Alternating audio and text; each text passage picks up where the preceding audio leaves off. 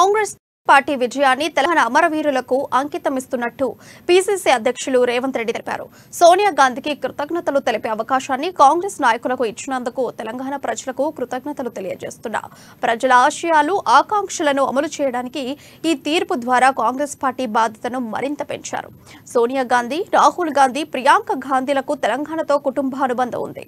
Party senior నేతలు బట్టి విక్రమార్క, ఉత్తమ్ కుమార్ రెడ్డి, కోమటిరెడ్డి వెంకటరెడ్డి, శ్రీధర్ బాబు, హనుమంతరావు తదితర నేతల సహకారంతోనే కాంగ్రెస్ విజయం సాధించింది.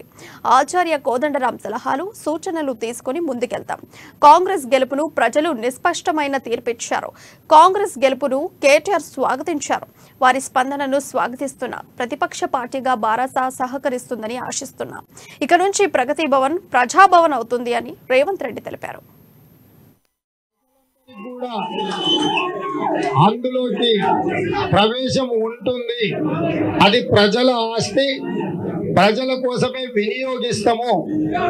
కాబట్టి తెలంగాణలో గతానికి రేపటి భవిష్యత్తుకు పూర్తిగా భిన్నంగా గతంలో 2004 నుంచి 2014 వరకు ఏ రకమైన ప్రజాస్వామిక పరిపాలన కాంగ్రెస్ పార్టీ ఇచ్చిందో దేశ స్థాయిలో, ఇక నుంచి తెలంగాణలో కూడా అదే స్ఫూర్తితోనే ముందుకు వెళ్తాము.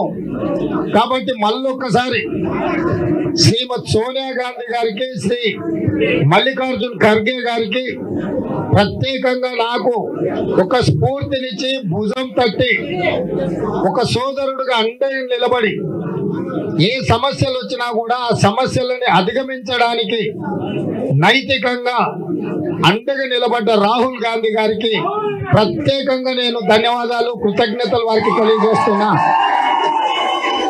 ప్రజాస్వామిక విలువలను పెంపొందించడం